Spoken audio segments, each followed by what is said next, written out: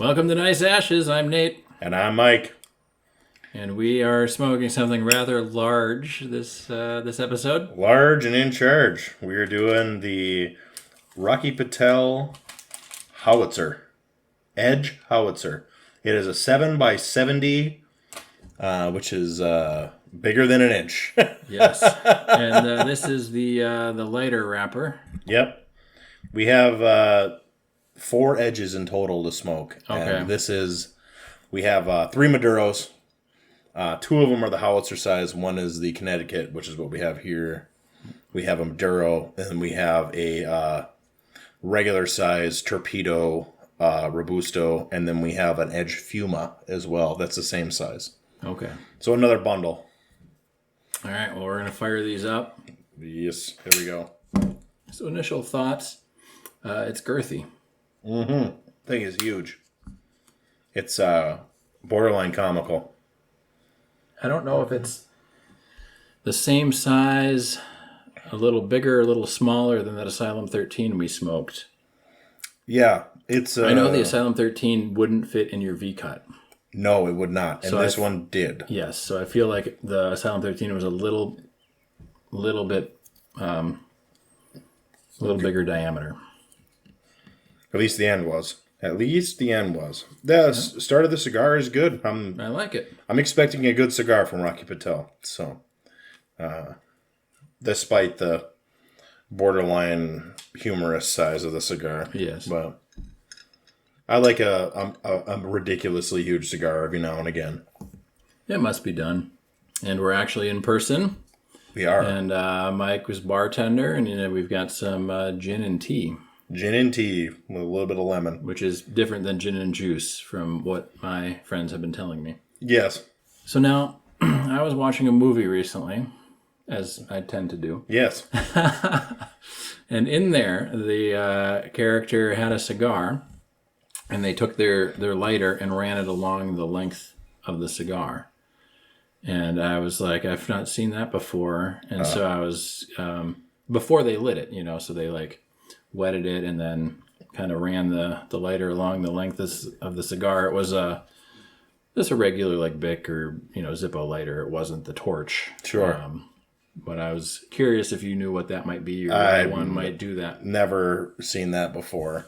I'm sure that somebody thinks it does something. Maybe it was just a cool thing to do in a movie.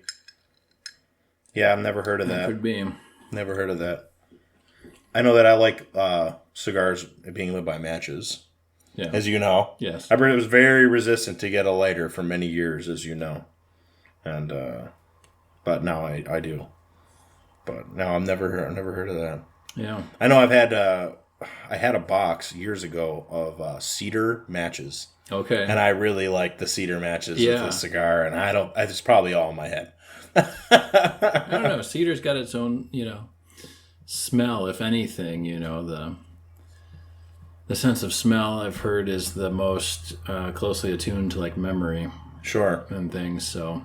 It was a cedar smell, and I don't know. It's kind of romantic. Yeah. That's kind of why. I mean, if I can find another box of them, I'd buy them. Alone, cigar, cedar matches. It's all he needs. That's right. Yeah. Me and my spank bank, or... You took it there, not me. Well, most of our listeners are old enough to have had a spank bank back in the day. Oh, well, you know what? Yeah. Most of our listeners probably have to be because I mark each one of these explicit, so they'll at least have to be 18, so I'm sure they had something even if they don't call it the same term. Right. Yeah. Back in the days before we had good internet, we had DSL. What is it now? The Cum Cloud? Cum Cloud. Oh, Jesus. Nate's at my place today. And so here, up until 2 or 3 years ago, we only had DSL. You couldn't get regular internet. Yeah. Isn't that interesting? Well, anything's better than dial-up. That's all I'll say. Anything is better than dial-up. Yep. And that's all we could get for years and years and years. So. Yep. That was back when we still used the landlines because not everybody had cell phones, and cell phones were crazy expensive to use. and you could only use the internet or the phone. You couldn't use them both at the same time, Right. unless you had extra lines brought in, which was even more expensive because then you were paying for 2 phone lines instead of 1 phone line. Oh, I remember a lot of people had 2 phone lines at their house so that one would always be open when their teenager was talking on it. Oh, yeah. Yeah. Not here. Not at my house. It was Not at my house either. but So, well, what do you want to talk about today? I don't know. This morning. It's 4th of July weekend. It is 4th of July weekend. 4th of July weekend. You know what? We could talk about the new court cases. Because Roe versus Wade is taking a lot of the energy, the spotlight from the "Let's roll back America to 1943." Right, but I think that the other court cases are more important. To be honest, I know it's not a popular thing to say, potentially, but I think that the rollback of the Miranda rights, the rollback of the EPA, specifically to this, but it's all government agencies. These court cases don't just apply to one agency. It's every government agency is now going to have their regulatory authority rolled back. How about the prayer in school? The prayer in school. Yeah. That's the 4th one. Yeah. There's 4 big cases, and I think that Roe versus Wade is the least big issue, to be honest. You would have lost popularity points with me for saying that, but you've got this amazingly huge cigar, and so your popularity is safe with me. I say it's the least problematic issue because we live in a state where there's an easy way for states to circumvent that. Right. It's not even a ban. It's just the states are going to be allowed to do what they want, and the federal government could easily write a law and change it. So it's the least. It's the one long-term easiest, problem, I think, easiest for the implications to be understood by most citizens. Right. And it's the easiest for them to get up in arms about. But it's also the easiest to remedy, change, fix. Yeah. The rolling back of Miranda rights is huge. Yeah. Not so much for you and I at this point in our lives, but it's a bigger deal you never know. We already know our Miranda rights. What? That's what I mean. It's not that they revoked the rights. Yeah. They revoked the police having to tell the person that they just got done beating up that they have rights. Yes. You know what? And actually, I think that if we were to take all of these, with exception to maybe the prayer one, most of these, or at least 2 of these 4... 2 of these 4 or 5. I think there's 4 big decisions, but there might be a 5th that I forgot about at this time. Are kind of almost directly aimed at the poorer classes. Absolutely. It's aimed at restricting the freedom of rights, poor people. If you're poor and not educated, or you can't be educated, you're not going to know your Miranda rights. You know, that's just... Yeah, so real funny. Mike just dropped his nice ash in his lap, and this was after his Sarah kind of chastised us to not make a mess of the room she just cleaned. That it is definitely on the floor. So if this is our last podcast, now you know why. Thoughts and prayers in school for Mike. Yes. So anyway, the Miranda rights, that's a huge problem, and it's not just poor people; it's young people. Well, and with all of the police, let's just say all the police headlines, in the news recently, giving them more freedom to be less accountable, doesn't seem like a good thing. Well, not to you and I, but to the lords on the Supreme Court, it seems very good. Lords and ladies. Yes, lords and lordettes. Well, they might be lordettes. I haven't seen their junk, so I don't know what the term is for a female lord. I'm not assuming their gender. The lords and gods, the lords and gods. So, but yeah, I think that's a huge issue. I think that allowing a school official to host a prayer at a school event is bad mojo. Well, at a public school. If you're at a private religious school, no big deal. What I saw online was a lot of people that, some people do take note of these other cases. And so one of the things that came out of the prayer in school is, well, okay, if you want prayer in school, then anyone who's, Muslim, anyone who's, of a different faith, if you're a Satanist or, whatever, be prepared to go to school and demand that the teachers show your child where Mecca is and, which direction Mecca is. Oh, and the one I heard was a shamanistic goat blood sacrifice after a football game on the football field. So, because that's the whole thing is, and we talked about this before on our podcast, but America was not founded on Christian principles. No, it was not, and it doesn't matter how much proof that you have of this.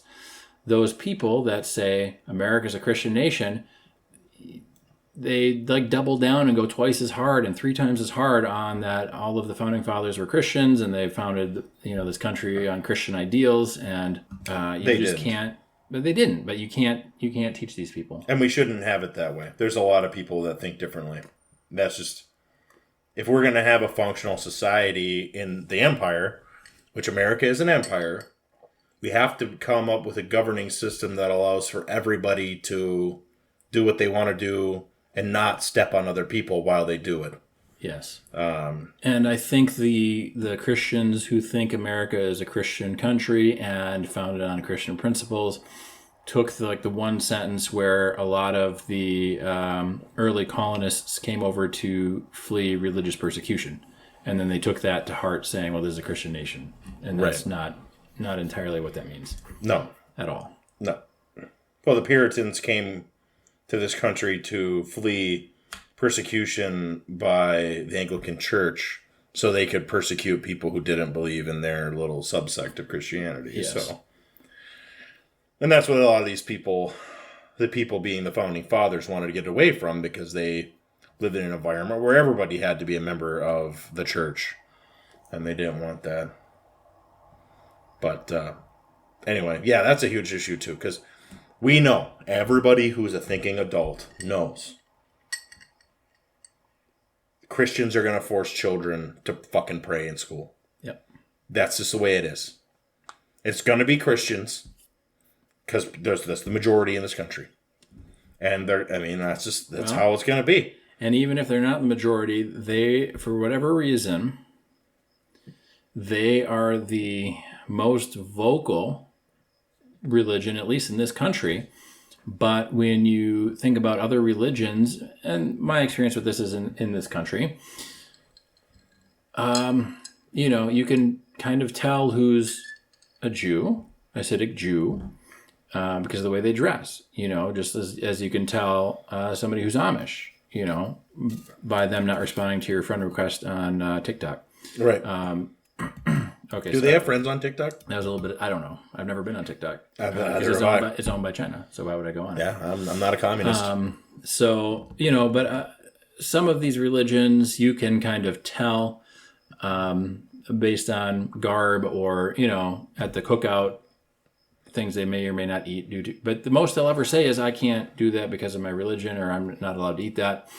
And then that's the end of it. They're not sitting there trying to ask you if you've heard of the good stuff that Jesus Christ has done, right. Like for whatever reason, the it's not necessarily converting, but they call it like spreading the word, evangelizing. There you go. But they're the ones most likely to evangelize, so they're the most likely to tell their kids to pray in school, or to cause a fuss if they can't pray in school, or for whatever reason, and I don't know why. There's no ban from people praying in school. There was a ban before on school officials leading a prayer at a school sanctioned event. Uh-huh. And the issue becomes, now this piece of shit coach is going to be leading a prayer, and you and I as functioning adults know that if some kid doesn't follow what that coach wants, they are going to receive retribution based on their difference of opinion on religious belief than their fucking school teacher. Yes, and so I grew up in the Boy Scouts, Cub Scouts and Boy Scouts. made it to Eagle. Praise Jesus, because he invented the Eagle Scout rank. We talked about that on the Mount, right? Sermon on the Mount. Yes. Because the Eagle High on the Mount. Yeah. But so, like, historically, the Boy Scouts of America, that's not the first Boy Scouts group. It was founded in England. And I can't remember his name now. I'm sorry. It's been a few years since I've been in that organization. Jesus Christi. Yes, but he was over in London and got lost in the fog. A scout found him and refused payment for his service. And so he was so enthralled by that he went and met with the founder of the Boy Scouts over there, got permission to set one up here in America. But the American one has, up until recently, been very anti-homosexual. And they just passed some laws, or not laws, but, bylaws or rules of operation or whatever within the organization to kind of open that up. But they're still very much, you must believe in a higher power. They don't necessarily designate Christianity, but when you go to the church services on campouts, they have like the Catholic service and like the Christian service. Then they have one called non-denominational. And I want to talk about the non-denominational one because I've only ever seen that one done right once. So the Catholic one is what you'd expect a Catholic one to be. And the Christian one is what you'd expect from, kind of a Lutheran. So they're normal. They're not really mouth breather. No, and they're not doing tongue, they're not speaking dancing. in tongues. They're not, I feel Jesus here next to me or whatever. Yeah. And it's a small portion of the camp. And most scouting groups are sponsored by churches, and a lot of them will, say grace before a meal, but it's generally not overly specific. May Cthulhu's tentacle come up and bless my piece of corn before I eat it. They don't do that kind of thing. But the non-denominational one, for most of my scouting career, was just Christian, just plain Christian. And I went to one, and I can't remember where it was, but it was a non-denominational one, and they actually did have like legit non-denominational. It was readings from the Bible and readings from the Quran and readings from the Torah and readings from just a wide sampling of different religions. Well, those are 3. Yes, that's 3 that I can remember. But I thought it was neat because they had readings from other religious texts other than the Bible. And so when you're thinking about non-denominational, thinking about trying to serve other people's faith, if that's something that almost any Christian would just stop and think, how can I serve somebody else's faith other than my own? Maybe we wouldn't have a lot of these issues in the world, but and that's not to say other faiths do it perfectly, because there's a lot of, that's just being selfish, and a lot of people are, and that's okay. We understand that that's how it's going to be, but I thought it was neat that was how it should have been, right? For my entire scouting careers, we should have, if somebody chose to go non-denominational, it should have truly been non-denominational or overarching religion, and just here's something from the Bible, here's something from the Torah, here's something from the Quran, here's something from Buddhism, whatever it might be. Just pick a sampling. You don't have to do every single religion, but pick the top ones. Not just Christianity. That's good. Only one though. Yeah. What were all the other ones? Were they just Christian? Yeah. Christian or Catholic. Yeah. But I don't know. And maybe they were trying to, maybe as an organization, they were trying to distance themselves from overly catering to one religion as well. Because organizations, come and change and grow and leave. And, and a lot of times organizations are slow to adapt to modern times. They can be, especially very large organizations. So, which the Boy Scouts have the same problems as many large organizations. But yeah, interesting. So I think we're a fourth of the way through. We might be a quarter of the way through. It's good. It's good. It's one note, which I kind of expected from this big of a cigar. Yeah. But it's good. It's good. It has I'd say the airflow is fine. It's fine. It's a big cigar. It's a big cigar. Yeah. It's to be expected. It's always interesting, cigars and their airflows, because sometimes you grab one and you think, oh yeah, it's going to be real good, and it's not. Or, sometimes it's real nice. But yeah, big cigar. I like it. Yep, it's good to smoke and shoot the breeze. Yep. So it's definitely enjoyable. Yes. Not Mike, the Blood Red Moon or the CAO Vanilla. yeah, Bella Vanilla. Horrific. So, but yeah, Mike made us some drinks, and he gave us metal straws. And I just yesterday, had an experience with a paper straw, which rekindled my hatred for those.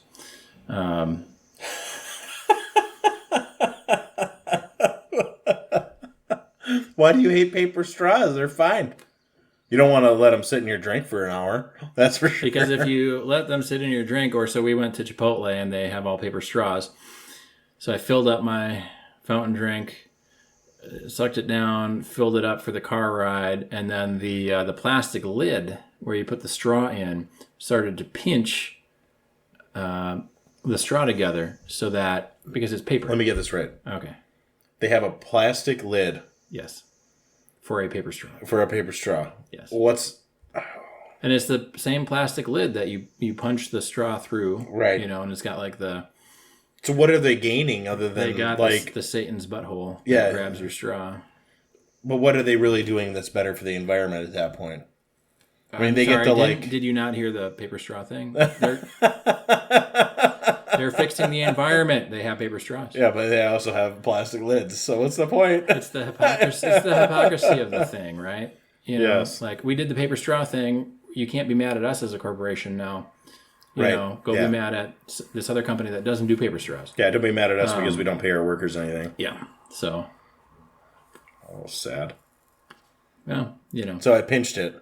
It pinched it, and then it was like making this weird noise, and it was getting soggy, and there's pieces of paper coming off in my mouth, and just, then I was like, well, I guess now I have to carry like a metal straw around with me everywhere I go in case somebody tries to pawn off a paper straw on me. Well, I guess that's progress, in a manner of speaking. Small price to pay. I guess so. Some would say. Some would say. Ugh. Awful. And then, they changed the ruling for the EPA. Yep. That was our little EPA segue. That was a beautiful prayer. Now we talked about paper straws. Yes. Now we're talking about the EPA. Because we hate I hate paper straws, but I don't hate the environment. Yes. I think there's a better way to save the environment than paper straws. But. So the ruling, and I haven't looked into it, I know that they decided that the EPA could not regulate carbon emissions. But if the EPA can't regulate carbon emissions, what are they, They've eliminated the ability for these agencies to regulate anything at that point, because their argument was that because it wasn't explicitly in the charter for the organization, they couldn't regulate it. Well, I'm guessing that the FDA doesn't explicitly have regulation of... OxyContin. Yeah, OxyContin. Yeah, exactly. That's a great one. OxyContin didn't exist when the FDA came up. So... now they can't regulate it? Is that what we're saying? Where are we? This is opening the door to corporate exploitation, which they already exploit the shit out of everything. Which is what their purpose in existence is. I'm not saying that. Yeah. It's their goal is to exploit everything to the maximum. But it's just not. That's a bad road to go down, boy. I don't. A world without regulation? Which I know when you were younger, you were a big fan of a world without regulation. Yeah, but, to a certain extent. A world without regulation is a world where buildings don't fucking stand. Right? That's a world where your buildings light on fire. That is a world where there's nothing. If you don't have regulations that companies have to follow, they will not do it. Yes. They just will not do it. Well, and part of it is they will not do it under our economic model. Right. Which a lot of people like to stand and scream that it's capitalism. I tend to prefer the term corporatism or consumerism. Well, some argue that monopoly is the end result of the capitalist system. Yeah, I'm not sure. Well, I'm no wizard, so I can't go into the future and find out, right? Yeah. But I do know that, like, ideally, if it were capitalist, capital would be the thing that would kind of drive everything else. And consumers would have power. Therefore, by not buying certain products and not doing certain things. But now with all the government bailouts of companies, you can't actually vote with your dollar, because if they're going to go under, then they just petition the government, and the government gives them your money anyway from taxes. So I was just looking at the airline industry today. They got a $54 billion bailout. Yeah. And for that, they were supposed to keep their pilots and other crew members on. But what they ended up doing... On what? Leave? They were supposed to pay them. Yeah, basically pay them and keep them around, right? Yeah. Well, what they ended up doing is taking the $54 billion, doing stock buybacks, and encouraging their employees to retire or quit. Yeah. So now we don't have enough pilots and air people and traffic control people, and at every level they've had all these retirements, early retirements, instead of using the goddamn money that they were given by the government for what they were supposed to do. And there's going to be no punishment for that. Then nobody will suffer any consequences other than people who want to fly. Yeah. Do you want to fly, Mike? No, I don't need to go anywhere.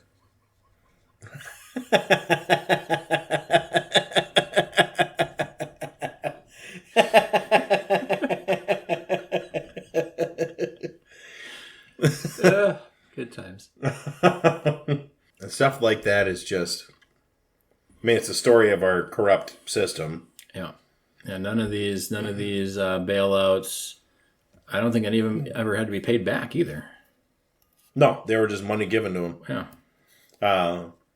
The little talked about thing about the end years of the Trump administration was that they inflated the money supply by 33%. Because they just handed money to corporate interests to keep their stocks afloat. Yeah. After 2020 had the crash.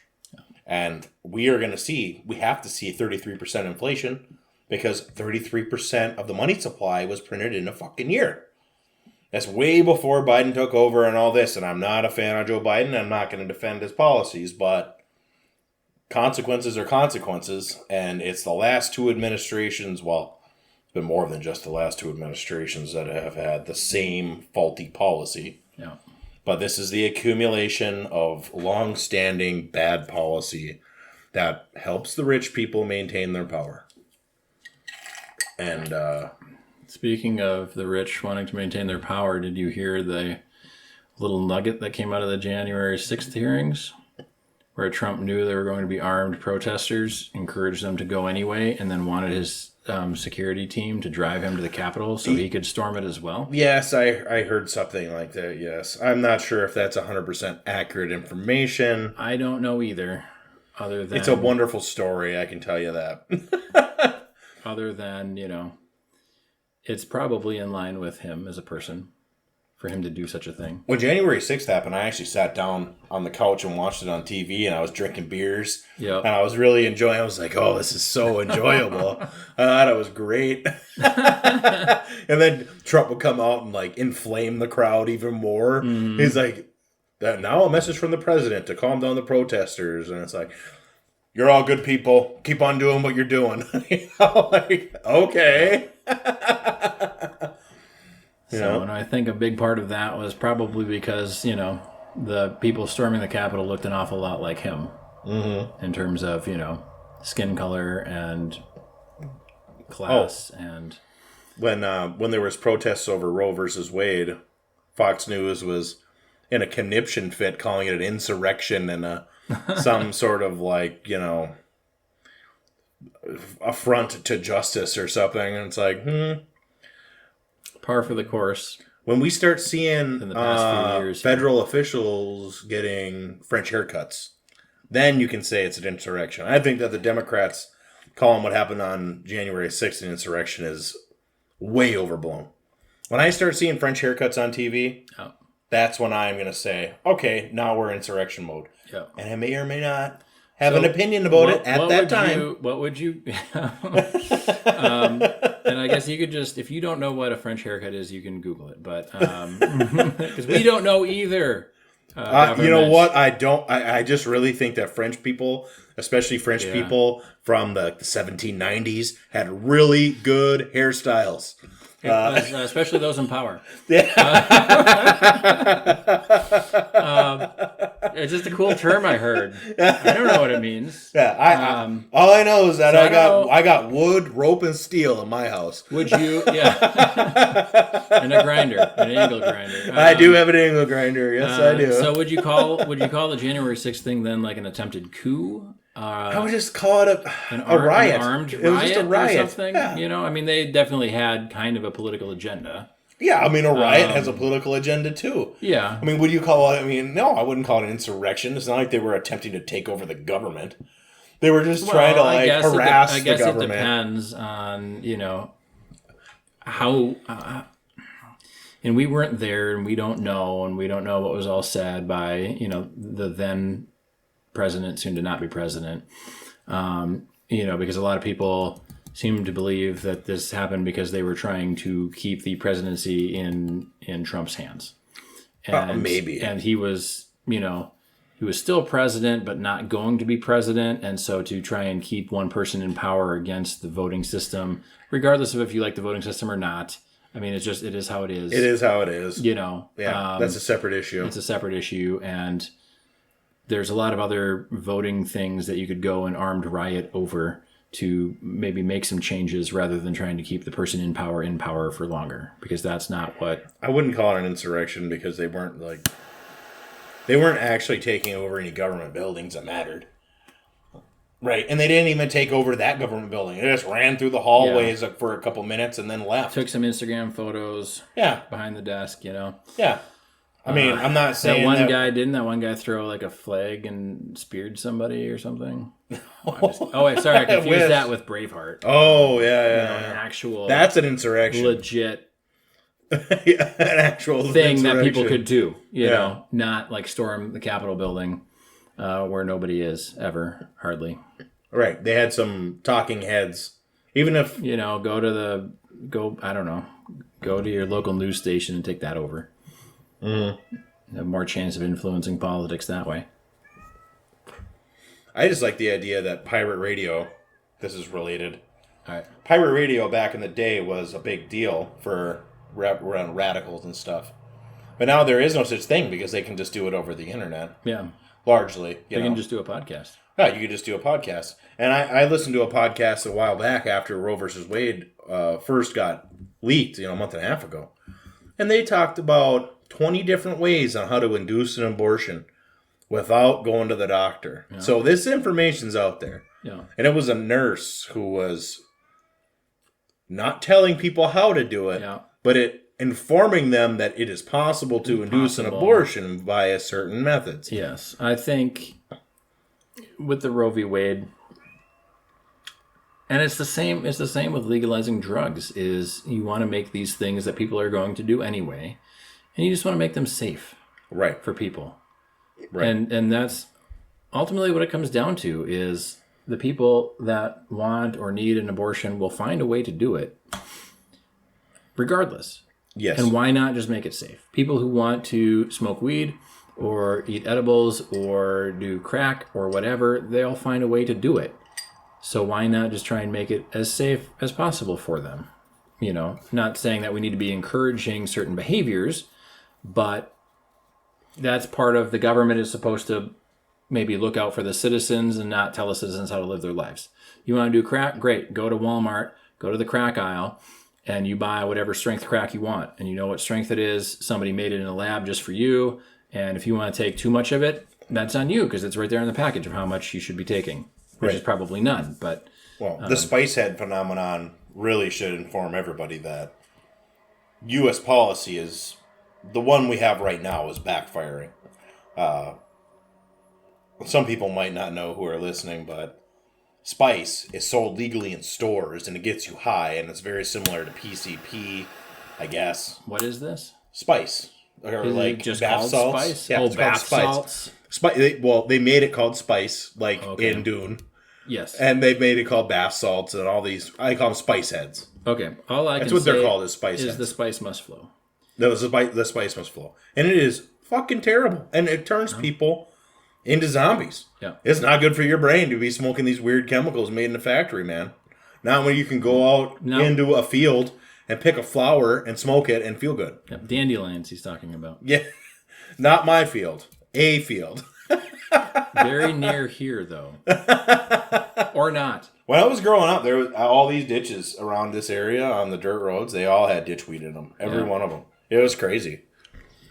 And the cops never did a damn thing about it, but that was before September 11th. Yeah. And ditchweed, it's hard to track that stuff down. Right. Because the ditch is legally city property or highway property. It's county property on the county roads. So. And they're not going to go out and burn it. They don't care. I had it just happened to down here. Somebody was walking and found like some syringes in the ditch. Here? Yeah, and they called the sheriff for these syringes in the ditch, and it's like, what is the sheriff going to do? He's going to come down, say, please don't waste my time, put those in a sharps disposal container. Like, do you think he's going to run DNA on these syringes to track down the heroin users, or like they have more pressing things to do? Yeah. That's part of the problem too, is we can poo-poo the cops all day long, but at the end of the day, a lot of times they have too much to do. And they've got people that call for the most insane reasons. And you know what? Tracking down the owner, heavy air quotes, of hypodermic needles in the ditch. No, that's not how that works, When Sarah was managing apartments in Minneapolis, she had to do needle watch, and she would sweep up needles every morning and every evening because people would just bang right there, right on the front step of her apartment complex, right? But, and so for anyone out there who's doing this, the way that stuff works is you can't just grab DNA, put it into the computer, and have it spit you out the name. Like, that person's DNA has to be on file somewhere for some other reason. And the same with fingerprints. Like, it's not just some magic thing. And a lot of TV shows, crime TV shows, and crime movies, they use that as a convenient plot point to move it forward because, otherwise it's a very boring movie because there's like 16 months, 18 months where they're sitting around banging their head against a wall and can't catch a break in the case. And you don't want to see that in a movie or a form of entertainment. But you have to have that data somewhere to cross-reference it. You can't just, it's DNA, it's so-and-so, and they live here. It's like, well, that's a whole bunch of different databases that suddenly have to talk to one another. And I can tell you from corporate America, that's not how databases work. Right. We're about halfway through the cigar. This is a good halfway segment. This is a good halfway segment. We are, it's still good. It's actually getting better. It is getting better. And it's great. It's getting richer and earthier, I think. Yeah. I'm not usually a fan of the Connecticut's, but for such a large cigar, it makes a lot of sense to have a lighter wrapper. I'm excited to try the darker one. Yeah, me too. We're drinking a jigger of gin, a jigger of lemon juice, a splash of club soda, and tea, cold tea. Yes. Which was cold brewed tea. So. For the water I have here, I like to cold brew with Irish breakfast tea. But that's because I have soft water. And then I like to hot tea with Scottish breakfast tea. So there we go. That's a soft little factoid for all you tea drinkers out there who haven't done your research yet. The style of water you have at home should determine the type of tea you're buying, not the other way around. What if you filter it? If you filter it, yeah, you have to do a more modern tea blend then, because I don't filter my water here. So we filter ours, but we live in the city and we get city water, and I don't want those damn Ruskies stealing my essence. Right. That's not a slur on my part. That's from Dr. Strangelove. Yes. So I'm just quoting a movie.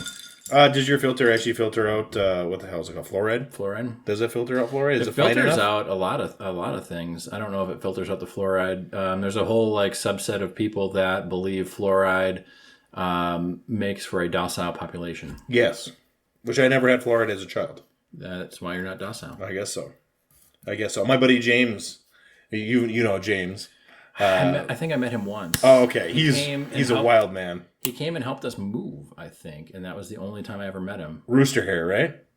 You know what? It was so long ago. You don't even remember? There was just some strange guy there, and he was helping us move, so I was happy. Yep. But and then I was telling my Sarah that, you've been talking about James fairly frequently, and she was like, well, you met him. He helped us move that one time. And I was like, oh, that's who that was. But it was like a one-time thing, so it's like I never talked to him again, never saw him again. Right. So he kind of like left my In and memory, out. He's a wild man. He lives 20 minutes from here on a little tiny lake.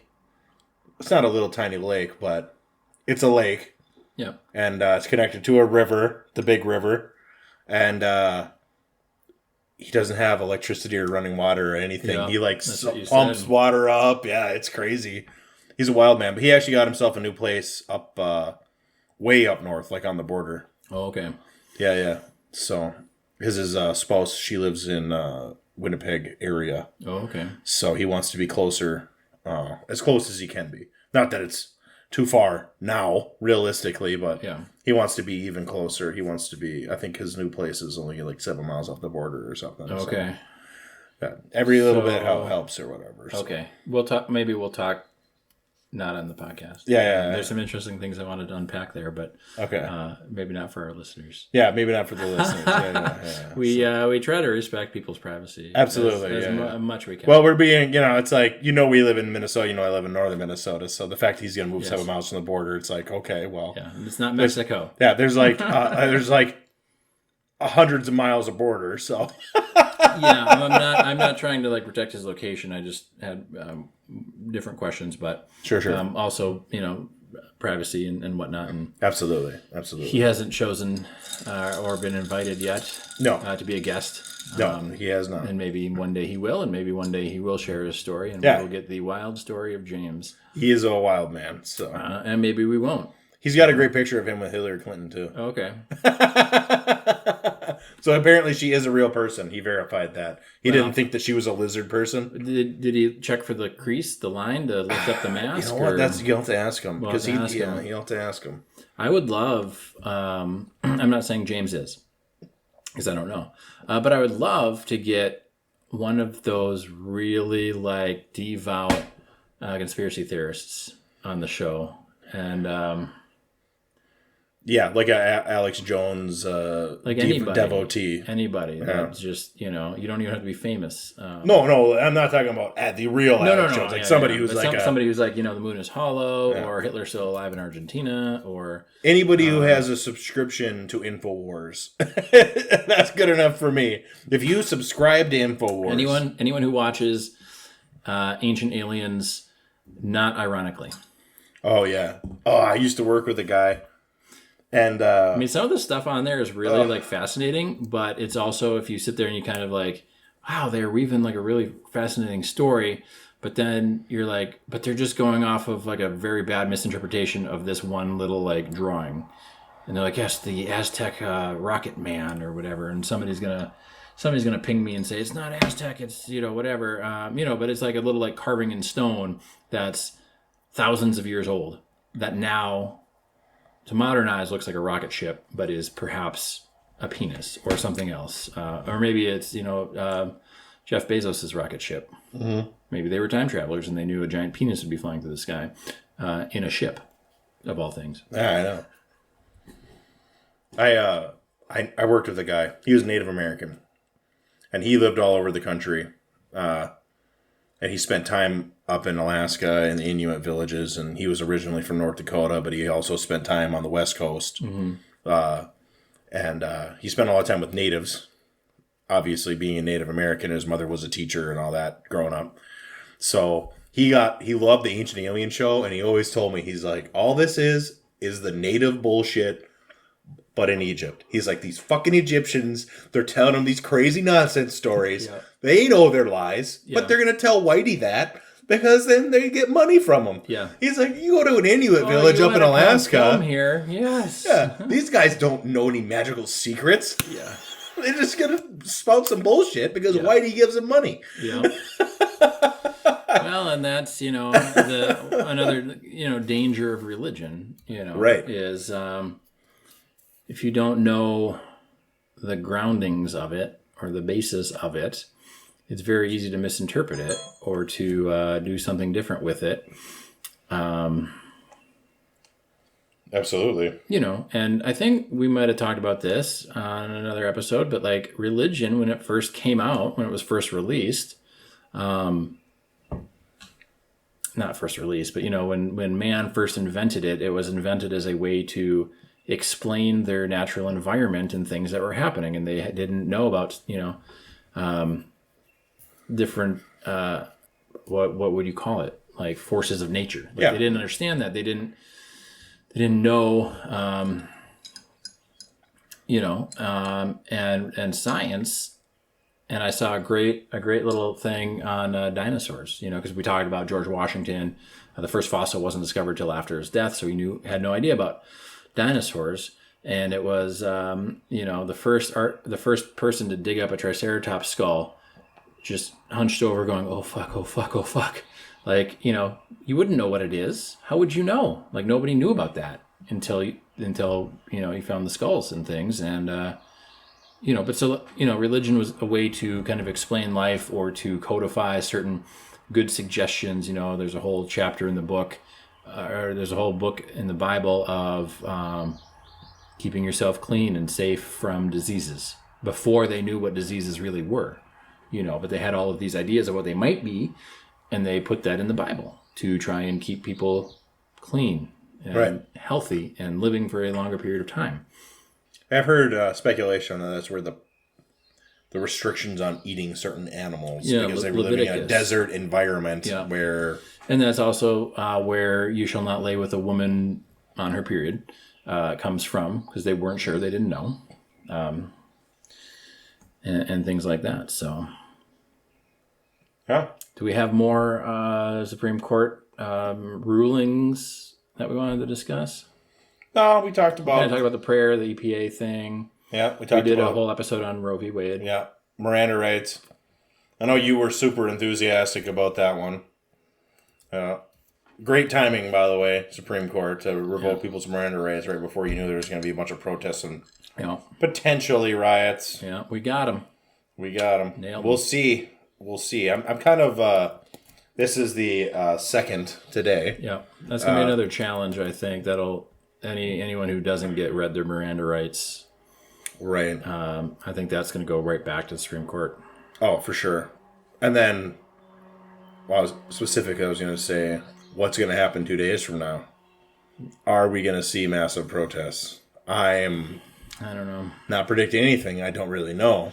I don't know. I've seen a lot of people. I think the general attitude for most people, most sane people that aren't on one or the other extreme of the political spectrum, because really it's the extremes that are the most vocal, and the majority of the people fit somewhere kind of in the middle. Right. Where we may, I might have strong opinions on one thing, but I'm willing to listen to and hear somebody else's opinions on that same thing, and maybe we can work together to come up with a way that we can both be okay with whatever the thing is, But a lot of the extreme people are the ones that maybe storm Capitol buildings and then make a bunch of, I don't know what you would call it, poor me posts or something online. But I think that a lot of people, even in the mass population, the majority of those people kind of feel like maybe the 4th of July this year should just be canceled. If you're taking these rights away and taking, and that's just on a national level. Okay, so the states have their own kind of say with Roe v. Wade and some other things, but it's just we're going backwards or going kind of into weird. We're going into the Green Book, boys. That's exactly what we're doing. Yeah, going into some strange territory here. I'd like to see what Herr Waltz has to say about the Miranda rights issue and things like that, because the states can still change that. Yeah. The state government could require cops in the state jurisdiction to do that. And the commandant, he's not really pro-freedom, that guy. Most politicians aren't. No, he is not. And maybe he will break his current losing streak on that issue. Maybe. Maybe. I heard, I saw, and I didn't fact check this or verify this, but there was some pictures of Biden being very anti-abortion in his younger years. And now he's calling it a travesty to, the nation. It is a fact that he has been anti-abortion up until anti-abortion the day or before. Pro-abortion? Anti-abortion. Oh, anti-abortion, right. Yeah, anti-abortion right. up until the day before he ran for president as a serious candidate. Yeah. He's the last, I know we've said it so many times. I've said it so many times. He's the last Dixiecrat in the government. Yeah. He's a fucking racist. Yeah. And he wants abortion banned, and he's every bit a Republican as the Republicans. Yeah. He just happens to be in the Democratic Party. Yeah. He only wants abortion. He wants to roll back Social Security. He just nominated somebody to the Social Security board who wants to end the Social Security program. Yeah. So he is as conservative as they can be. So what do you think about Social Security? I think that the government, because of its malfeasance, has not done what it needs to do to make that program functional for the last 40 years. Yeah. Or longer, even. Potentially longer, but at least the last 40. And if they just lifted the cap off of Social Security payments, number one, it would be resolved instantly. Number two, corporate persons, those corporate human beings should have to pay. Yeah. And there should be no cap. Yeah. And they should have to fucking pay. Yeah. Because corporations are human beings and they have all the rights of people and blah, blah, blah, blah, blah. Yeah. So, let's make them pay. You know what? We don't have to read corporations their Miranda rights. We don't have to read corporations their Miranda rights now. Yeah. I think in general, helping citizens be set up for when they're not able to work due to age and, things like that, Social Security, it's one of those things good in theory. I think in practice, just because we have the government we have, it just would never work. Unless you could It worked 80 years ago when we had a government that was responsive to people's demands. Yeah. But we haven't had a government responsive to people's demands in a very long time. Yeah. So. Because we're paying into Social Security. Yes, and that is supposed to be, that is currently paying for current Social Security people. Mm-hmm. And then the next coming generation will be paying for our Social Security. I almost wonder if it wouldn't be better to set up a government-backed 401k or IRA or something that has... They've been talking about doing that crap forever. But then you can check your balance. You have a little more, there's more transparency. You also are subject to the market, and people lose everything on the market. Yes, but it would be government-backed, and they would only put it in government-approved funds, or they could do government bonds, or whatever it would be, and it wouldn't necessarily grow to the same rate as a individual 401k or an IRA would, because you wouldn't be actually managing that money. But it would be there. You'd have an account. You could go in and you could check it, and you could see your return every year, and you could say, hey, it's good. I know it doesn't take into account, if you live longer than the actuary tables and things like that, but there's got to be more transparency, I think. Right. I mean, they've raided the Social Security fund more than once. So even with the money that they took from it then, if that was to be put back into the pool, that would solve the problem. Like I say, we have such a corrupt government. It has no responsiveness to anything people want. And these elected officials are buffoons. Lauren Boebert, have you heard of her? We'll talk about her after we get done. All right. But yeah, I mean, I like the idea of Social Security. I like the idea of having socialized medicine. Yeah. Having socialized medicine with the government we have now, they're not very responsive to people's demands, and there's very little accountability as far as the elected officials go. Yeah. So the only way that could be viable is if they removed it from the power of the politicians to the point to where it ran efficiently, which a lot of government agencies are, depending on the size, efficient, and some are inefficient. It all depends. And they're not necessarily designed to be efficient. No. And there's a lot of room there to take something that is efficient and make it not. Mm-hmm. I'd be curious. I don't know if you've done, and I'm not trying to put you on the spot, but I'm not sure if you've done any research into other countries that have universal health care. I have. And if you have one country that you think absolutely nails it. I think that the English system nails it. They have a public education system so people can get educated at low or no cost to themselves. Mm-hmm. And they have a GP, general practitioner system nationwide to where your local doctor, you can go there and it costs you nothing. And that general practitioner gets a salary from the government. Yep. And the government sends out a general practitioner out to some bumfuck island. Yep. To take care of the 150 people out in the middle of no man's land. Okay. And they have enough doctors because you can go to school for free anyway. Yep. So if you want to be a doctor, you can be a goddamn doctor and it won't cost you anything. Through college or, that's correct. What our college is. What our college is. They call it secondary. Well, they have, they have a private college system and they have a public college system and they have a private medical system and a public medical system. Okay. So they have public hospitals. So you can go become a doctor for free. Close to free. Or close to free. Or you can go to a private school, which if you're Richie Rich, you can go to Cambridge or do whatever. Yeah. And they have two separate kind of systems there. Yeah. And they have two separate medical systems too, because they have private medical insurance. So a lot of corporations, if you have a corporate job, they'll give you health insurance to allow you to bump up your coverage. Yeah. Whatever. But you're not covered under the public system, covered. But you're not going to be getting mints on your pillow when you're in the hospital. You know what I mean? Yeah. It's bare bones. Yeah. They don't give mints on pillows in this hospital, in this country. If they did, they'd charge you $700 for it. Because a nurse had to walk it from the cupboard to the pillow. Right.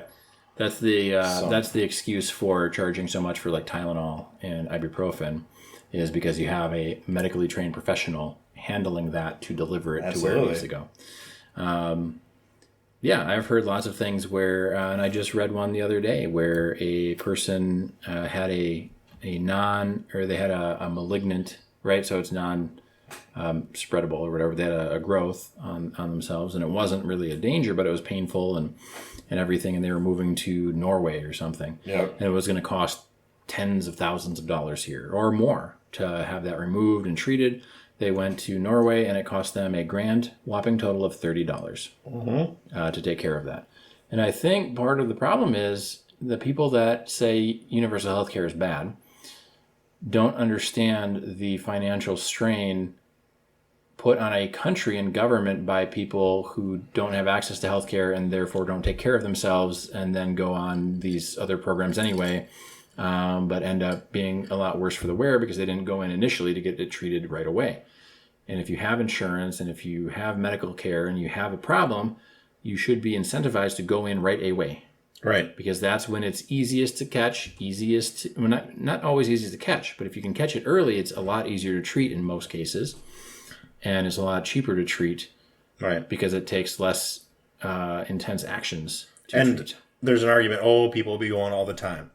Well, if you have a GP or one doctor that's your primary doctor, but you have to go to your primary doctor first in most systems. Mm-hmm.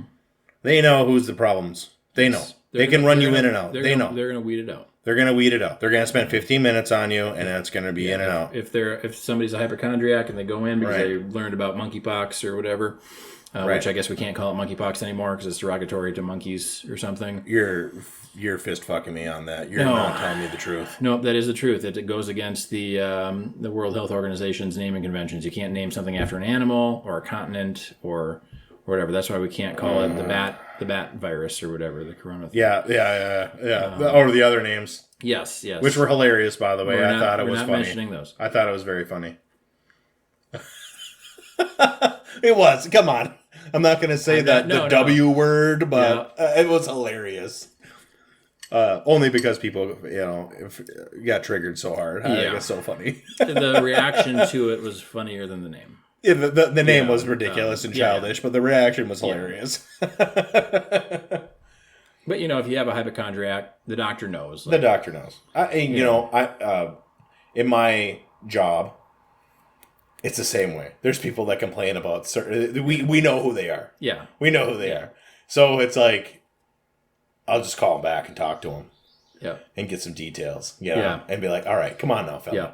Come on now, fella. Yeah. Well, if you have educated doctors that aren't in the back pockets of prescription pill companies, big pharma companies. Well, big pharma, it's a lot harder for big pharma to exist in a system like that because the doctors get a salary. Well, the doctor gets a salary, and the doctor will then prescribe what works because in a lot of those countries, big pharma cannot market directly to the consumer, to the end user. There's 2 countries where drug companies can market in the Western world. Modern world. I shouldn't say Western. Modern world.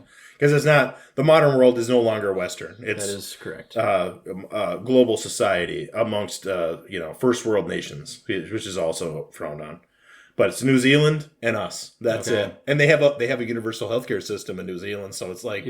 They don't need to ban it because there's no reason for them to advertise because people can't ask their doctor for AstraZeneca products or whatever, Well, they can, but the doctor's not. The doctor's not going to necessarily give it to them, But here, it's like the drug companies that have the money to run the advertisements have the money to, I'm not going to say bribe, like outright bribe, but to incentivize doctors to prescribe their pill over another pill because... Right, and the doctors are busy. I mean, they get sent a pamphlet from... Pfizer about how great their drug is. It's like, well, they don't have enough time to do research on every single version of that drug. Yeah, and if you watch the mini series on OxyContin called Dope Sick, Michael Keaton's in it. It's I didn't know incredibly well done. It's all based on the true story of OxyContin and how they would not only market to people, but they would go and send salespeople who were incentivized to be salespeople and convince these doctors to prescribe this miracle drug that they just invented. And they told them it wasn't addictive.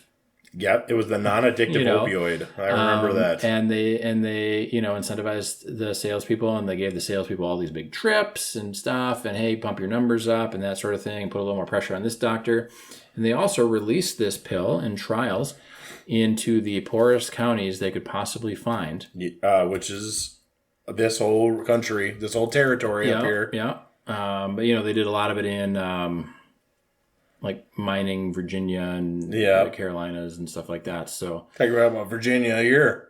That's mining. That too, Hello. Did I ever tell you the story about going up there? We went over there for dinner. Okay. Sarah and I did. And just over to the mine or what? Well, we went to Hibbing, and we drove through Virginia to get to Hibbing, and I was like, "You want to swing through Virginia?" She said, "Why the hell do we want to do that?" I'm like, "Well, that's the OxyContin capital of Minnesota." At that time, it was the number one place for OxyContin, and she looked at it, and it was just like grain elevator tipped like 45 degrees, like just a shithole. She's like, hey, I would never want to go to that place. Hey, name it. Leaning grain elevator of Hibbing, Virginia, and tourists will come and take pictures with it. Right, yeah. I think and they have like the Ranger, the Iron Ranger, the big tall. I don't know if you've been to Hibbing lately, but I was up there once, but I don't. Okay, yeah, they got a big tall iron statue. The only thing I remember is how big those tires are on those dump trucks for the mines. They are freaking huge vehicles. They're ridiculously huge when you get up next to them now. Downtown Hibbing is really nice, too. Oh, okay.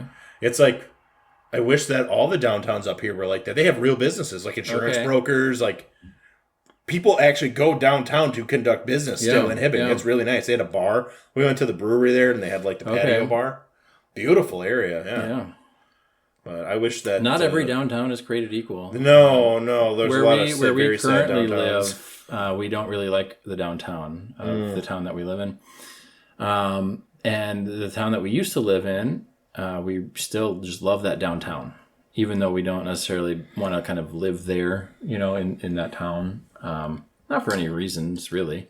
other than it's kind of like one of the hip suburbs for younger families to move to, and so housing prices are higher than anywhere else. But the downtown is great. You know, they've got a record store, they have 2 breweries now. You know, antique stores. They used to have a movie theater, second run movie theater, which was nice. But yeah, not every downtown is created equal. And no, there's ups and downs.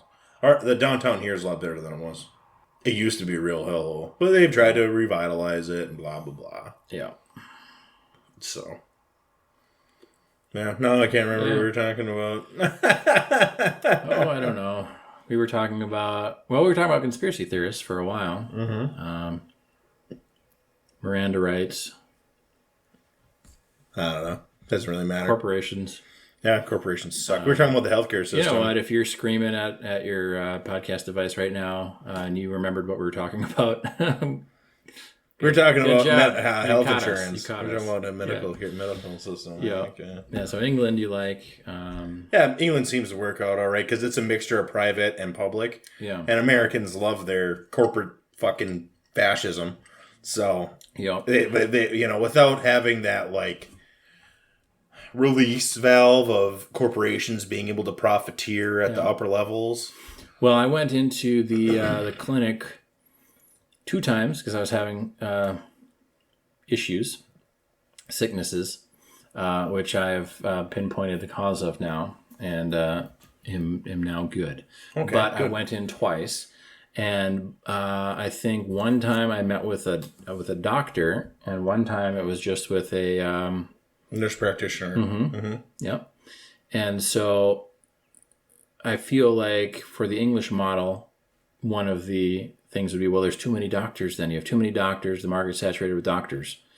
Well, you know what? A doctor has more education than a nurse practitioner. And if it's almost the same as teachers. You know, It's been proven that teachers and students learn better in smaller class sizes. But for smaller class sizes, you need more teachers. And to get better health care, you need more doctors because then they can see more people. And you're not in the waiting room where you can catch every sickness everybody there has, you know. Right. And now it's a little different because in still most of our clinics and hospitals and things, you have to wear a mask still, despite mask mandates being lifted almost everywhere else. And that's probably for the best because where do sick people go? Yep. Hospital. Where do I not want to catch whatever everybody else has? For what the mask is going to do. Whatever it's going to do. If it's going to work, it's going to work there. Yeah. You know what I mean? Like, I think we can all agree. I went to the doctor's office last spring, I want to say. I had to go take a COVID test. The doorman had to call the police on somebody because they were melting down because they had to wear a mask to come into the doctor's office. Yeah. It's like, dude, what is your problem? Yeah, they have people on ventilators in here. Yeah, you're entering a place where sick people are. Yeah. Like, of course they want everybody to wear a mask. That's just the way it is. And you know what? It probably should have always been that way. You know what I mean? Potentially. I mean, think about it. Realistically, the nurses and stuff, they all wear masks in there. Right. If you're in your private room in a hospital, do you need to wear a mask if you're sick? Probably not. They all have the scrubbers and things on their ventilation. But if you're in the waiting room, going into the waiting room, they don't want to introduce whatever you might have, nor do you want whatever anybody else in the waiting room might have. They could have a super contagious disease. Right. They could have not monkeypox. Yeah. Which is not super contagious. Primate pox. Yeah. Oh, yeah. So, I don't know. It's interesting. As a cigar note, I'm about a quarter of the way. I have a quarter of the way left. Yeah. We're 3/4 through. Yes. And this cigar has become very spicy. Not sour. No. But spicy. Yes. I wasn't thinking about it because I was thinking more about healthcare and people that claim they can't breathe if there's a small piece of fabric over their face. Yes. And stuff. But I this one's really good. Yeah, it is. It actually had that flavor change that most good cigars have. Yeah. Which, again, we are smoking a Rocky Patel, so it should be good. Yes. Really, it should. Yeah. So, I was shooting the breeze with one of my longtime bowling associates about the old days when we could smoke in the bowling alleys, and because he was my smoke buddy, we'd sit in the back of the set, and I'd smoke a cigar, and he'd chain smoke cigarettes. Yeah. And he'd have a cigar every once and again. And we're talking about that. And I'd like to ask you, since we're smoking a cigar, do you think that they should have a smoking ban like they have? A very, very interesting question. Because we talked about it, him and I. My experiences with smoking, I remember going to the Perkins and as a kid, and they'd always ask smoking or not smoking. You have to wade through, all the shitty cigarette smoke to go and eat. And then you'd be in a little room like this that didn't really stop any smoke from traveling back. And I remember we would go to the Whitetails Unlimited banquet with my grandfather and in Oshkosh, Wisconsin. And there was a big banquet hall, and almost everyone there was smoking. And as a child, it was gross. And I'm sure as an adult, it's gross because cigarettes, secondhand smoke, they stink, and they're not good terrible for you. Yeah. However, with that being said, and having gone to Tobacco Grove, by us, the cigar lounge, you can smoke cigars that you buy there. But they've got a phenomenal ventilation system in that building.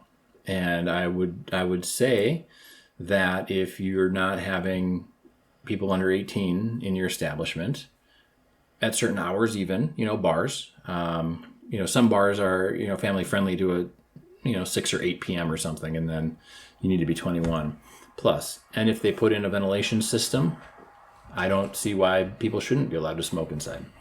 Bars are really never family friendly. I was at a bar for breakfast this morning, and somebody brought their child in, and this dad and his buddy were pounding, Crown Cokes. Well, some bars are more family friendly than others. Yes. Because there's some that just have, the scantily clad women all over, and they've got the loud music, and that's just all day, every day. And some bars are, let's just say, with air quotes, classier. Not that yes signifies anything with class or with prices of drinks, but this place was classier in the sense that it was serving breakfast. Yeah.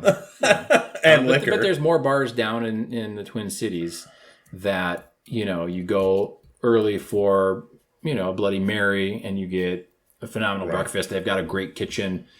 They just happen to be a bar. You know what I mean? Around here, a lot of the places you have a restaurant bar. That's what is there.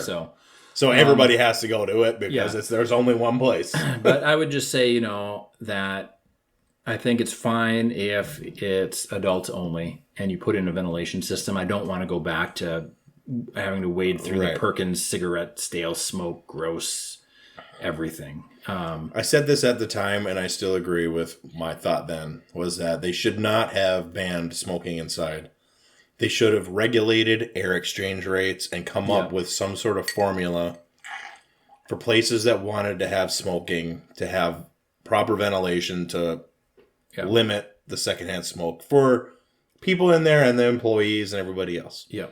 Because there is a way to do it. There's a way to do it. There is a way to do it. And there's a way to do it and probably be safe with secondhand smoke exposure. Right. And I think a lot of the bars and breweries and things have kind of tried to get around that by doing the outdoor patio.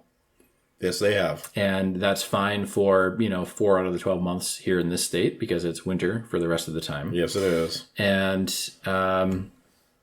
I think that's a valid workaround. But again, if they want to invest in the air exchange and the filters and everything, and you have a high enough ceiling, because I think that probably helps, then I don't see any reason to not let places do that. But I just, like an airline, you don't need to be smoking on an airplane. Probably not. No, you don't have to. Well, Charles de Gaulle, when I was through there 10 years ago, it wasn't 10 years ago, it's like 7, 8 years ago, still reeked like cigarets in there. Yep. And you weren't allowed to smoke anymore. No. They just didn't have any ventilation at all. And they didn't bother to clean it, or put in new tiles, ceiling tiles. It fucking reeked. It was horrible. And they didn't, I was smoking cigarettes at that time still. So that was 15, I think. But they didn't have, they didn't even have a place to go smoke. You had to go outside to smoke. Yeah. It was crazy. Like the Dutch airports and the Indian airports and like the Southeast Asian airports, they have little cubes of glass that have like a ventilation system, and you have to smoke inside of there. Okay. And they'll have like little boxes of matches to light your cigarettes because you're not allowed to have a lighter. Yep. I actually snuck my lighter all the way to India. Okay. And then they found it there, and they pointed a gun at me and thought I was like some kind of terrorist for like 3 seconds. You can fly with a lighter. At that time, I wasn't allowed. No, I mean domestically you can. Yeah, domestically you can. So I flew Delta. So I flew, all the way to India with a lighter, and they didn't give a shit. Yeah. At the 3 airports that I was at before I got to New Delhi. Yeah. And then I did a from New Delhi to Roorkee. And no, not New Delhi to Roorkee, Varanasi. Okay. And they were not having that. They were pretty pissed off that I had a lighter in my pocket. I was like, and then they looked at me again. It's like, oh yeah, fat white guy. Like we're not, we're not really worried about this guy. So I don't want to bring it back across the board. I'd be okay with it coming back. With the parameters you outlined. Right. Well, I think bowling alley specifically. Late night at a bowling alley is not a place for a kid to be. Oh, no. That is not a place for a kid to be. Yeah. So if you're there, when I bowled in Fargo, they would close the lanes down and it would become a private club. Yeah. And they would allow people to smoke in there. Yeah. And that was right at the start of the smoking ban. Yeah. When I was living there. Yeah. But I don't have a problem with that. Yeah. I mean, even if you don't put it in the ventilation and you just want to be smoking after a certain time of the day. I'd want them to have smoking or ventilation just because the people that work there. Ideally, I would like them to have that because I probably wouldn't go there if they didn't. If I showed up and I was like gagging on cigarette smoke because they didn't have the ventilation, I just wouldn't go. But then I would know if I want to bowl there, I just bowl before 9 p.m. when they allow people to smoke. It doesn't matter. Even when I was a little kid, we would show up at like 7 in the morning to bowl on Saturday. Yeah. But they would have 3 shifts of leagues on Friday. Mm-hmm. And the lanes would have a blue haze over the top of them from all the smoke. So they just didn't have like ventilation at all. They had an air exchanger the size of a like a 2x4 like a microwave. Yeah, like a 2 foot by 2 foot by 4 foot, and that would be their air exchanger. With like dripping tar. Like nothing. It was doing nothing. Yeah. So I don't miss those days, but I don't smoke cigarettes and I don't need to eat and then smoke right away. Some people do, you know. I don't know. If you want to, I miss the days of having a drink and smoking a cigar at the lanes. Yeah, I can see that. I'm about as young as you can be and still remember having those, still have those memories. Yeah. You got to put a two lane in your basement here or something. Oh my God, that'd be great. The house isn't long enough. I'd have to extend the basement out to the edge of the 4-season porch, and then I think we'd be long enough, maybe. You could do it. Because you got to have 60 feet. It was in, was it in There Will Be Blood? Yeah. He had a bowling lane in his house. He had like 2 lanes. White House has a bowling lane in it. Okay. Yeah. Can't remember which president put him in. Lincoln. Yeah, maybe it was. Maybe it was, yeah. It was a good one, though. Yeah. I don't know what his policies were, but he's a bowler. Yeah. Whatever the best president is, in your opinion, that's who put the bowling lanes in, because he's a bowler. There you go. Yeah. Now we know. I know Richard Nixon was a bowler, and he definitely didn't have the best policies, but he's less conservative than our current president in many ways. Mr. Richard Nixon, the man who signed in the EPA. Yeah. So, I don't know. Is there a way outside of a Supreme Court case to give the EPA back the power it needs to do what it's doing? Is question number 1. Question number 2 is... yes, there is. Okay. Was what the EPA was doing, was it helping? Was it fixing things? The EPA never actually enacted any policy because they got sued before they could. Okay. They want to do a carbon cap and trade system in the United States, which is, there's arguments about whether it's actually functional or not. Yeah. There are arguments about whether that's functional or not. But so they never enacted the policy for cap and trade for carbon emissions. Yeah. The Congress would have to pass a law explicitly saying that the EPA was allowed to regulate carbon. Which would basically update their charter. Yes. Effectively. Yes. And then it would circumvent this Supreme Court decision. It wouldn't circumvent it. basically Render it do null and what void. the court said that it has to do. Because like the legal stuff is very, very strange because it kind of, you have to target the language at certain things that then make this or Right. that legal or Right. illegal. And if you don't qualify under that initial condition, then the 2 outcomes or 3 outcomes don't pertain. If they, like, the current court is saying that if the legislature doesn't explicitly say that this and this and this, then it's not enforceable. Yeah. So things like segregation would be legal under that. I don't think that there's a law in the United States that bans segregation. So they could theoretically, because the Supreme Court decided that separate but equal was illegal. And the Supreme Court unconstitutional. Yeah. And the Supreme Court decided that black people were citizens. Yeah.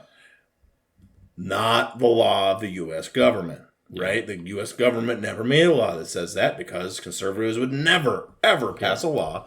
Conservatives of that era. Who knows about now? We'll see. So I think that might be the next one will be, they might not segregate on race, but they might try to segregate on sexual orientation. I know that in Texas right now, there's talk about them trying to enforce the sodomy laws, which is interesting. I know that the court case where that was overthrown was an apartment or like a landlord wouldn't rent to a gay couple because he didn't want sodomy to happen in his apartment complex. Okay. And they were basically said, well, you can't prove that they're going to do it. So, piss off. But we'll see how that all goes. I mean, it's easy to crap on minorities. Yeah. And if you, take precautions and are clean, sodomy's no more dirty than oral sex is also considered sodomy, according to the Texas law. Well, Texas is weird. Yes. So, and also Texas, which I never would have thought of because of the Texas Rangers and everything, but they also have the most cowardly police force.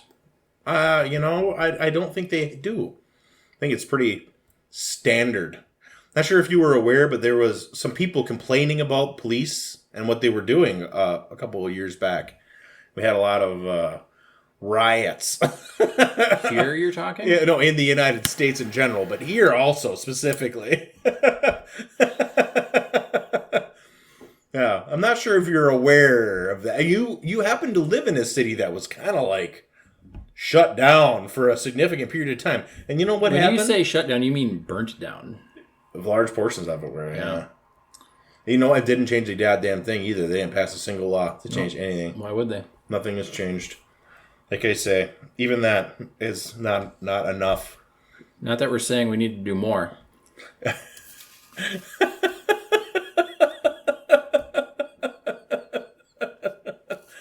Yeah. So for the people and by the people. Yeah, like many people have said, don't blame the Republicans for all the things that are happening. They've always said that they wanted this to happen. Blame of them. The Democrats for allowing it to happen. Well, blame both of them because they're in collusion with one another. Because they don't actually care anything about you or me. No, I don't see a functional difference. They don't care about minorities or majorities so long as one of those two parties is in power. They don't care. Because as long as they're in power, they get all the money. They get all the say. They get all the whatever. When Obama ran against McCain back in the day, Halliburton gave each candidate the same amount of money. Yeah. Well, why not? What is that? Yeah. Oh, I think it's from It's Always Sunny in Philadelphia. He's like, I'm playing both sides, so I always win. That's exactly what they do. Yeah. Yeah. So I think the people that are deluded into, the Trump versus Biden or, my candidate versus your candidate, that has nothing to do with anything. Yeah. Just accept that they're both garbage. These corporations are funneling money to both sides because if they give them money when they're in power, they get breaks. And the other person doesn't care that they gave their opponent money because they both came out ahead. You know what I'm saying? Like, they both made money, so they laugh about it in their cigar bowling alleys. Right. And they say, ha, ha, ha, ha. I see you're smoking your Halliburton cigar there, and I am too. You know, like, that's what they say. I'm sure. Well, you know, if you're living in Tsarist Russia, does it really matter to the serf if the Tsar is Nicholas or his fucking brother? Does it matter? Yeah. You're still in Tsarist Russia. It doesn't really matter, does it? You're king of the who? The Britons. Well, I didn't vote for you. Yeah. That's not how that works. I heard that one too. Don't say in Minecraft. Say in Tsarist Russia. Yeah. Okay. until it's a new thing. Yeah. You know, in Skyrim. Yeah. In Cyberpunk 2077 or whatever it is. I never played that one. I never played it either, but I know it made a lot of buzz because you can customize like your character's genitalia. Oh, that's pretty cool. Pretty fancy. You know what? Mike's downloading after this episode. I'm going to give this chick the biggest Johnson anyone's ever seen. Click cock. I want it to be at least as big as the Rocky Patel Howitzer. Oh, Jesus. And just as spicy. Oh, it has actually. The very end of this is quite the best spicy. part of the whole thing, I think. Yeah, it's pretty good. It started out good and a kind of a mellow earthy. It got real nice and earthy in the middle. And then now we've got some real nice spice going. Oh, yeah. And Mike and I, as we've said before, we like the spicy cigars. Yes, we do. So, no, it's good. Yeah. I don't think I'm going to put a roach clip on it, but... No, I wouldn't ever anyway. Even if it was, you know, like the greatest cigar of all time, I still probably wouldn't. Yeah. Because you're not supposed to smoke them all the way down. Just as our, our disclaimer is... Mike and I are not to be trusted when we're drinking and kind of talking with one another. So sometimes certain things need to be removed because absolutely for reasons that are not necessarily strictly always legal, but sometimes could be. Yeah, we'll never mention the Clinton necktie ever again. Yeah, we don't want to go to Gitmo. Did you hear about the Clinton advisor that hung himself and also shot himself with a shotgun in the face? No. So one of the former Clinton advisors in Little Rock went to a farm that he's never been to, simultaneously hung himself and shot himself in the face with a shotgun. And they called it a suicide. This is like the 23rd Clinton advisor has mysteriously had a suicide. It's like oh my god! You know when Epstein somehow managed to hang himself. Yes, he managed to hang himself in the only cell that had a failed camera. In the only hallway that had a failed camera. Yeah, and the only block that had guards on break for a lengthy period of time. Right, yeah, with the only his only roommate that was like a cop who was convicted of being like a serial killer, whatever the fuck it was. Yeah. So, like a dirty cop. His roommate was a dirty cop. So there's lots of things out there that if you look into them, you'll kind of be depressed. Or... You know, just laugh at the absurdity of of the stuff. That, you got, you know what? You got to laugh because what am I going to do? You know, I don't live in Little Rock. Some of the stuff that the populace believes, right? That's spoon fed to them by the media. Oh, I looked into that story and they had like interviews with the ranch hands. Like, yeah, we've never seen this guy. He's never been here. Magically, he drives out to this ranch. Yeah. And then, like, he Google mapped it. This would be a pretty place to do a horrific act on myself. Yes. Yep. And then. Both hung and shot himself with a shotgun. That's pretty dedicated. Talent. That takes talent. That does. That is like 1936 in Mississippi. Yep.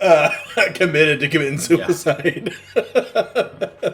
We can't stop them. Not to denigrate Mississippi explicitly. I think just in general, the South in that era. Yes. The South of that era in that era, because the South of that era was a lot more north than a lot of us would think. Yes. Yes, it was. But well, that was like... I always thought the Mason-Dixon line was like way down, but it's not. It's pretty high up there. Oh, yeah. So one of my favorite Supreme Court cases when I was in college was a Minnesota case, and it was a free speech case. And there was a black guy in Minneapolis who was living there, and then the Ku Klux Klan came and burned a cross on his yard. So they arrested these Klan members. Yep. Like, you can't burn crosses on people's yards, blah, blah, blah. So the guy made a First Amendment argument that he had the freedom of speech to do it. Mm-hmm. And the court was like, you can burn a cross on your yard, but you can't burn a cross on his yard. Yep. You're going to jail. Yep. And they charged him with like terrorizing, well, the version of terrorizing at that time and property damage because he burned his grass. Yeah. So... Well, and that's a very reasonable response to that kind of legal challenge. Right. You know, and that's the whole point of, you know, the First Amendment. And if you're making death threats on somebody, you're no longer exercising the First Amendment. Right. You know, if you're, credible death threats on somebody, you're no longer making First Amendment cases, especially if it's a person not in the public view. Like you can say certain things about people in the public view that you could never say about another citizen because it would be libel, slander, some other thing. But people in the public view don't have a lot of those same protections, at least legally right now. We'll see what the Supreme Court does if they're done or if they're going to keep kind of rolling things back there. But they're rolling them forward, Nate. Rolling them forward so that we can get...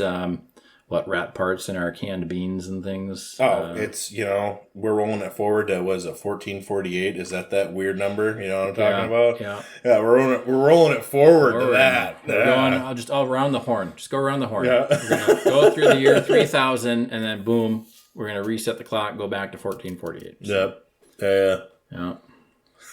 I think that the Supreme Court's on Stormfront. They're on something, man. They might be on the spice, I think. Oh my God. Maybe they are on the spice. So yeah, I think about to the end of this cigar. Mm-hmm. If you've got about an hour and a half, 2 hours, and you want a delicious cigar and you don't want to have more than one cigar in that time frame, very, very good cigar. Yep. I would say, you know, I'm not necessarily a Connecticut fan. Yeah. But this was worked well. Great. Yeah, it was awesome. I'm almost I don't know how much different the Maduro is going to be. Yeah, I'm curious. Yeah, because this was really really good, and it had that nice flavor transition that I appreciate. It started out mellow, and then it got more complex, which was great. Yeah. So yeah, I highly recommend the Howitzer. Don't let the size intimidate you. Yes, as they say, wink, wink, nudge, nudge. Yes. Just make sure it's good and wet before you light it. Well, good and wet before you start smoking on it. Yeah. So, thanks for listening. We'll catch you next episode. Bye-bye.